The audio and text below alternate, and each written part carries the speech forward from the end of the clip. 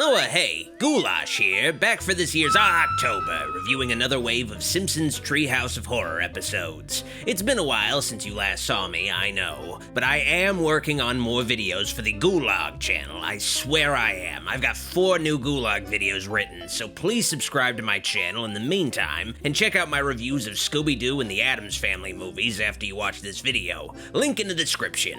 Anyway though, I'm reviewing Simpsons Halloween specials, continuing on from last year's October, where I reviewed the first 4 Treehouse of Horror episodes. This year I'm reviewing the next 4, starting with Treehouse of Horror 5, first aired on October 30th, 1994, a day before Halloween and the 6th episode of The Simpsons' 6th season. The 5th Treehouse of Horror is a fan favorite, easily one of the best. Yes. They work hard and they play hard. But I'd say it's the best of all the Treehouse of Horror episodes. At the very least, it's my favorite. Every segment of the episode is a hit. It's the series' best mix of comedy and horror in its 30-plus year history. I've gone back to the time when dinosaurs weren't just confined to zoos. To me, this Treehouse of Horror features the best movie parody segment, the funniest segment, and easily the scariest segment. This episode also marks the point where the Simpsons Halloween specials were getting to be a lot darker and more violent, and for good reason. The producers of The Simpsons increasingly received more complaints over the years about violence in the show, both by parents and even Congress. I will never watch your show, buy any of your products, or break if I see you crossing the street. So David Merkin, the showrunner at the time, sought to make Treehouse of Horror 5 as gruesome as possible, and it really shows, especially during Marge's introduction. It seems the show is so scary that Congress won't even let us show it. This is also the last time she did one of these Frankenstein 1931-style introductions that were a tradition of these episodes. Instead, they've suggested the 1947 classic Glenn Ford movie, 200 Miles to Oregon. At the same time, this episode marked the end of the traditional gravestone gag opening credits sequence, featuring only one tombstone marking the death of this played-out gag, and instead featuring Halloween sight gags with the various Springfield residents, and a Frankenstein couch gag. We are controlling the transmission. What's that, boy? We're in control? This Treehouse of Horror itself is so packed that they pretty much dropped the wraparound host segments previous episodes had, only featuring an intro parodying The Outer Limits, and a particularly macabre outro I'll get into later. Hey, look! I can see my voice! The first segment of Treehouse of Horror 5 is The Shinning, a really obvious parody of The Shining, but it's the good kind of obvious where you can tell the writers and animators were dedicated to painstakingly recreating the classic Stanley Kubrick movie in the Simpsons style. Here's Johnny! Here's Johnny! Stop! And the film's familial drama is perfect fodder for a Simpsons adaptation. The show managed to condense a 2.5-hour movie's plot into a 7-minute segment really well, cramming in a lot of gags and even subtle Easter eggs like Maggie spelling out red rum with her blocks. That's odd.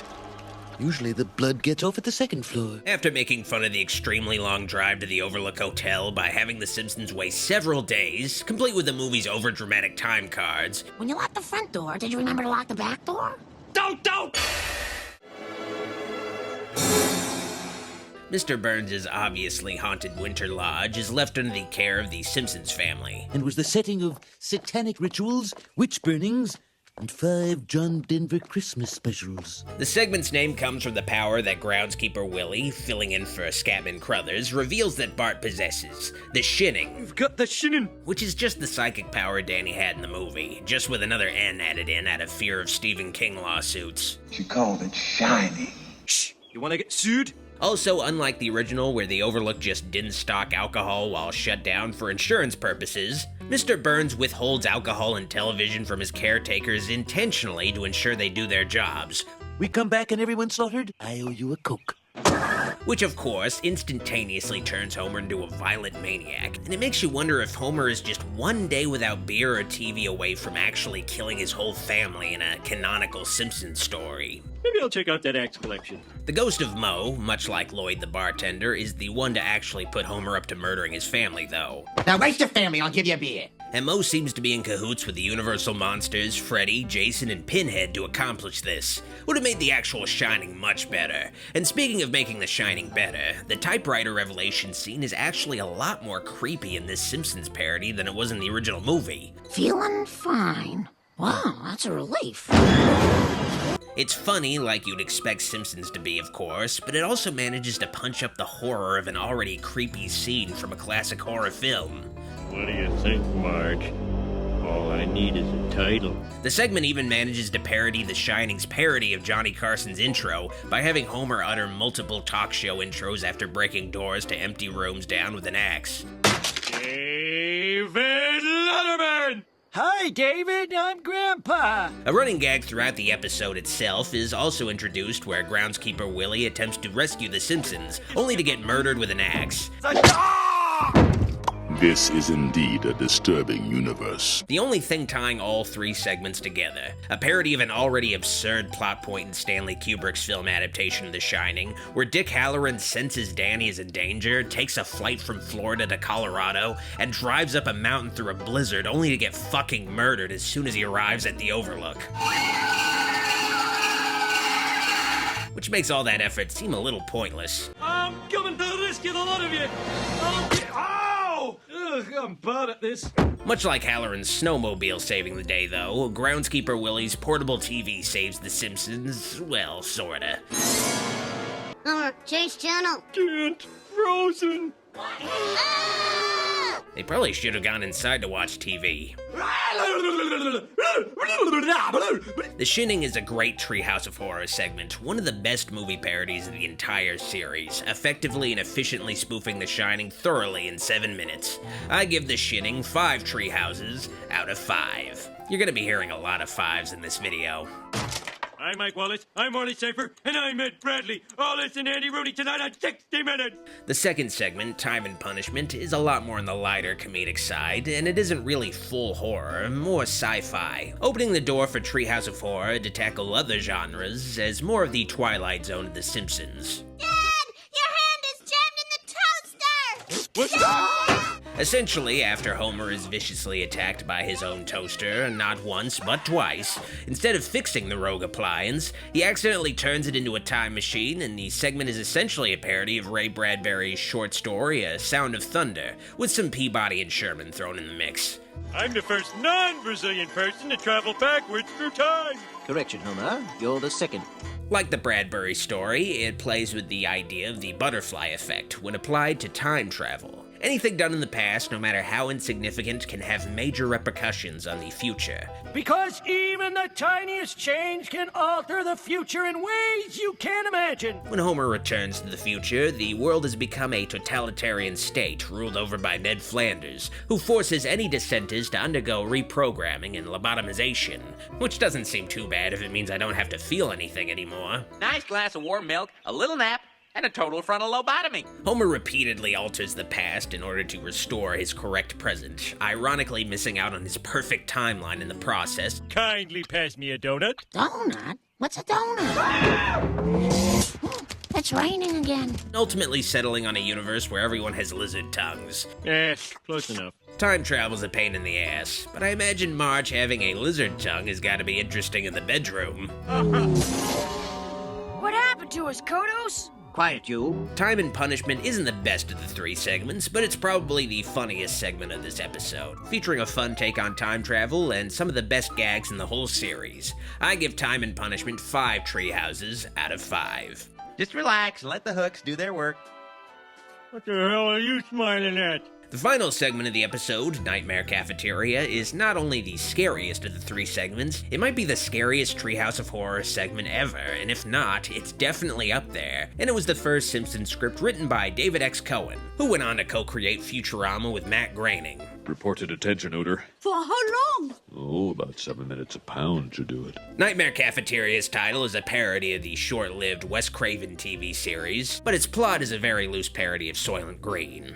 oxygen running out. Yes, you should have thought of that before you made that paper airplane. The segment sees Springfield Elementary faced with two crises. Detention is dangerously over capacity, and the lack of education funding has led to the cafeteria serving food made out of circus animals. But after the bully Jimbo spills lunch lady Doris's broth on himself, Principal Skinner discovers a solution to both problems: eating students. Are you saying you killed Jimbo, processed his carcass, and served him for lunch?